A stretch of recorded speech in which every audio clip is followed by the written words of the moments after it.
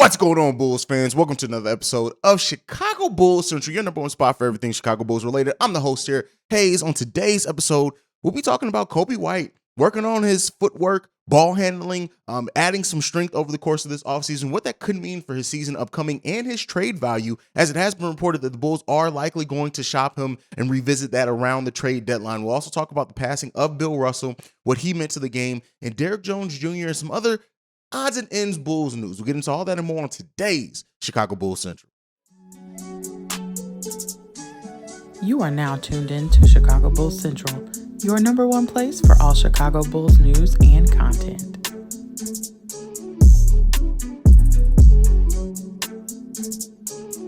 All right, Bulls fans. So first, before we get started, I got to talk. Hey, you should be a member of the channel. If you're not a member of the channel, you need to. That's where you get an exclusive video every week. Because of what's been going on, you guys see the remodel. I've not dropped the two members exclusive videos that I should have over the last week. So you guys will be getting 3 of those this week. So be on the lookout for that. I did want to catch up. I wanted to make sure that I made that known. I know you guys are out there and I got this content coming in hot and fast for you. On top of that, we have the 1-year anniversary show of Chicago Bulls Central coming up on the 14th is when that anniversary show drops. Now that will be hosted by Petty Roosevelt, and from what I hear, he has a roast plan for Haize. We'll Petty Roosevelt, we'll address that at the time that it needs to be. But let's go ahead and get into this news and content for the Chicago Bulls. Now, this thing is not a big, so I'm just going to get this out the way. Derrick Jones Jr. is apparently playing in Miami Pro League. He's been playing with Donovan Mitchell, Bam Adebayo, and Darius Garland. Now, what does this mean in the long run? Nothing. NBA players play in leagues outside of it when they do. It happens. They pick up games over the course of summer. They play this. It is what it is. I mean, it is good and noted that he's probably going to be fully healthy. He's probably going to be in great shape, that he's playing and things like this. And it really helps tune them up heading into training camp. And I'm looking forward to it. Like Derrick Jones Jr., at one period of time, not for a long stretch, but for a stretch in time when he was playing backup center role, him and Lonzo worked out a great pick and roll. Him and Io worked out some chemistry as well. Derrick Jones Jr. can be a factor off this bench for the Chicago Bulls. Still very young, and Derrick Jones Jr. not a veteran at all. I know some Bulls fans, including me, were kind of disappointed that the Bulls added Derrick Jones Jr. back to the team. I did not think he was going to be back, but he is back. He's going to be in a Bulls uniform, and because of that, I want to see him be able to play the best that he can. What position is he going to play? It really comes down to how ready Marko Simonovic is ready to go, right? If Marco's ready to come in, play some minutes at the 4, play some minutes at the 5, it's really going to make Derrick Jones Jr. and Javonte Green really be able to focus playing at that 3 and Javonte for the 2. The way that this lineup is going to work out is going to be really interesting. It's going to be, how Billy Donovan uses a player like Derrick Jones, who was on his team last season, but kind of moved away from at the end of the season. When you have players like Dalen Terry and other ones coming in, what does that do for the lineup? The way that this lineup shakes out is going to be one of the things that I'm watching in preseason very heavily. I'll probably do in that last preseason game predictions on how I think the rotations are going to work out for the Chicago Bulls. But like I said, Derrick Jones Jr. working in that pro-am. Shout out to him. I'm happy for him doing it, but it's not really a lot to pick up there. But it is, it's interesting. This Bulls news. I do want to talk about it. And in the same look of that, Dalen Terry playing in the Denard Bros pro runs as well. Hamstring completely fine, showing that athleticism, showing that that competitiveness that's probably going to get him on the court as well a lot. And so these are a couple of Bulls players that are doing things in this offseason that I think is going to help them come into training camp being fully ready to go. And how that training camp shapes up, it's going to be fun to talk about and fun to see how it ends up working out for the Chicago Bulls in training camp. So we'll continue to monitor that, see what goes on with that. Let me know down below, what do you think of it, and how do you read into players playing in these other leagues during the summer? I know some people are against it because of the chance of injury, but are you more for it considering how it helps players tune up to that? Now, let's get into, unfortunately, not as bit of positive news. The NBA did lose Bill Russell. We talked about this a lot over on Locked On Bulls heavily, so I'm not going to dive into it too much here, but Bill Russell, his impact of the game, what he meant. Like I said, Bill Russell, he stopped playing before I even came in this earth. And for many of us, and most of us actually watching this, I would say too, we never got to see a live game of Bill Russell playing. We just didn't. Now we've gotten to see replays. We've gotten to see interviews with him, how he talks about people.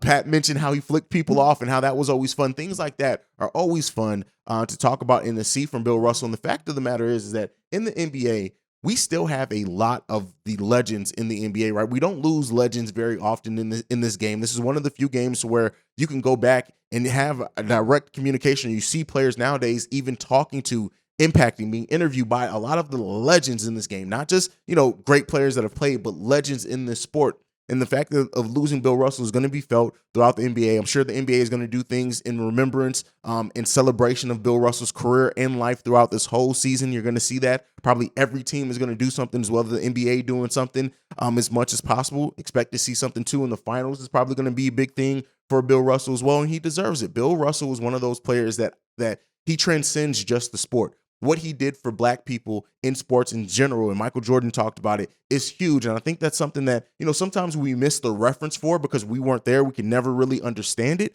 but it is something that does need to be mentioned. It does need to be talked about because it is powerful. And the fact that, that we've lost him, the fact that, and I think back to the interview with him and Kevin Garnett, when Kevin Garnett I think that was his first year with the Celtics, and him saying, hey, I can see you winning 3-4 rings while you're here in Boston. Yeah, that didn't come to fruition, but that was a powerful, powerful interview. And so it's losing Bill Russell is going to be felt. It's going to be felt more so by the players, that they're not going to have that resource to go to and things like that. But all the memories, everything. And you're going to see so many highlight packages and things like that over his playing career, non-playing career, a player coach at one point in time. Bill Russell was an absolute legend in sports, not just the NBA. And to lose him is super unfortunate. But luckily he did go peacefully and hopefully pain-free. And, 88 years old, he lived a full life, and he what he did is something that I think we all hope to be able to do, is that have our legacy go on for years and years and years and decades after we're gone. The legacy of what Bill Russell did, winning 11 titles, what he did for black people in sports, everything is going to be felt for almost forever. It's going to ride out time. So him being able to have that impact is just huge. It's amazing. And let me know what you think about down below. Do you also think, and this is something that we presented over on Locked on Bulls, I'll bring here as well, do you think that the NBA, is Bill Russell the type of player where the NBA should retire his number as a whole? Let me know what you guys think about that one down below as well. Let's get into something else. We got Coby White in the building. I wish we had Coby White in the building. That'd be a hell of an interview because I got some questions. He may never come back on another podcast after that. But with that being said, Coby White, working on his footwork, ball handling has already been reported. He's gotten considerably stronger over the course of this offseason as well. And so what does a healthy Coby White, what does he bring to this team? In my 2022-23 predictions for Coby White, I've kind of already talked about what I would like to see from him. But Coby White, improving some of his decision-making, improving his consistency is going to be the biggest thing, can be a big factor for the Chicago Bulls coming off the bench. Now, what does that mean? We also got reports from Bleacher Report that the Bulls are expected to pick up trying to shop Coby White at the trade deadline this year in 2023, which would be right around the time of his birthday. What does Coby White playing well either do for his trade deadline, or how well does Coby White have to play for the Bulls to consider keeping him? Now, I know some Bulls fans are of the mindset, do not keep Coby White under any shape, form, or anything, under any circumstances. But I will say this, if Coby White can be more consistent, already Coby White averaging over 12 points per game, over 3 rebounds per game, almost 3 assists per game off the bench, and a PER of 12.6 is solid, right? That's solid for a bench production. The fact of the matter is, and what hurts Coby, is that it's not consistent. In the games where he's not shooting the ball well, how much that hurts you. A consistent Coby White, right? A Coby White that doesn't just give you the big 20-point games and then follows it up with maybe a 6 or 8-point game, but is giving you solid scoring off the bench and consistent scoring off the bench, can average between 16 and 18 points off the bench. Let me say this. Let me say between 14 and 16 points off the bench if Coby White's consistent, even with the same percentages that he shot.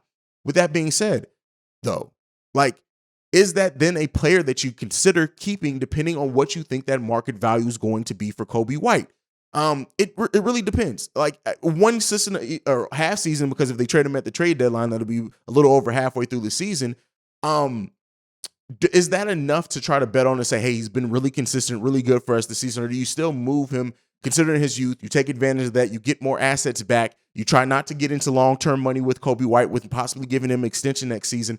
Coby White really has his future and his destiny in his hands. If he comes off the bench playing well and consistent for the Chicago Bulls to start the season, yeah, he's probably going to be moved, but you then put yourself in a better position for your next contract. You put yourself in a better position on that next team, and what level and caliber of team tries to go after Coby White. Hearing that the Bulls are going to pick up looking for a destination for him at the trade deadline is not shocking at all. That's probably the least shocking thing to be said. Yeah, they should be, considering, he's going into restricted free agency, and that considering the money that they already have tied into that position in Zach LaVine, in Lonzo Ball. Ayo Dosunmu also needs a contract extension next season. Coby White seems like the odd man out. Now, Coby White does have a skill set that those guys, excited as Zach LaVine, don't have as far as being a microwave off the bench, but he hasn't been that consistently. So do I think Coby White can play well enough that it can make the Bulls reconsider trading him? Yes, I do think it's a possibility in that. I don't think it's a great one. I think no matter how good Coby White plays, they're going to try to see what they can get back for him for reasons outside of just basketball. Now, does that hurt or help the team? When you look at the fact of we need a scorer off the bench, Bulls bench scoring ranked towards the bottom of the league, as I've said and been very boisterous on. No team has made a significant run with bench scoring ranked amongst their peers as the Chicago Bulls did, as low as the Chicago Bulls were at points last season. So they do need to improve that.